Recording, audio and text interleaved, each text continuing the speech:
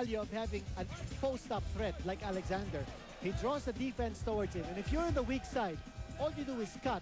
And if Alexander knows where you're going to be, he will pass off. And look what I found. Alex Crisano with a slam dunk. A thundering slam dunk. With a technical foul. Too much celebration on the part of Crisano. But, you know, one thing about Crisano, you cannot fault him for his energy and enthusiasm. That's right. Oh. Ayun ang kailangan because yan ang characteristic ng isang Barangay Ginebra team. And that fires up the crowd. Yeah, character talaga si Alex. 10 minutes to go in the ball game. Drop pass for Watkins. And that defense of Alexander is tough. See, Watkins needs a little bit of space. When he's that close to the basket, he's going to get blocked or his shot is not going to go straight to the hole. You know, in the absence of Mark the Spark Kagiwa, J.J. Helterbrand has sizzled here. Now has 18 points. TM3 yun for J.J. Helterbrand. Part na maganda dito sa Ginebra is now they're hurting Magnolia both inside and outside. They've got Helterbrand scoring outside. They've got Crisano and Alexander scoring inside.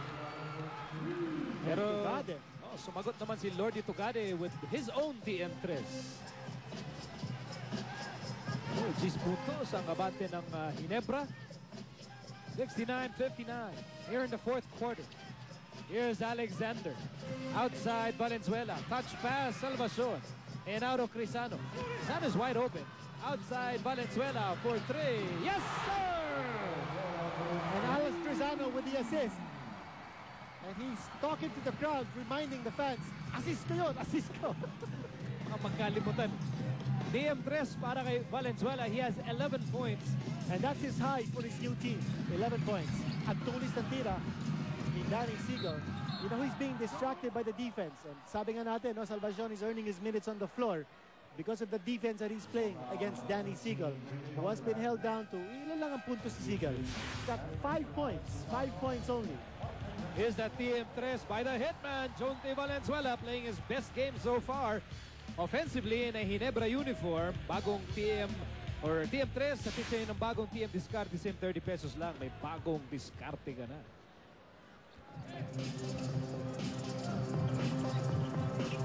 8.5 remaining in the ball game, and a foul is spotted by referee Robert Ting. First personal laban kay former MVP Eric Meng. Fourth personal laban sa Ginebra. Here's Seagull with a curl. Can't get the bounce. See yung usual explosiveness, hindi na natin nakita na parang slow motion coming off the curl. Here's Helterbrand zigzagging inside. Salvacion for three. And Helterbrand able to bounce it off the back of Pingris. So hustle play for Helterbrand. And Helterbrand getting a high five from Judy Valenzuela. An attack on his head from Alexander. Heads up play.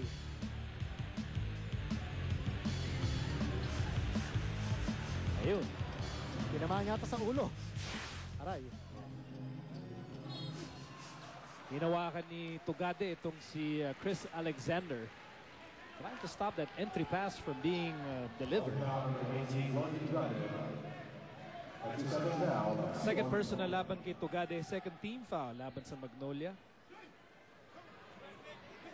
Barangay Ginebra looking to extend its winning streak to 3 games.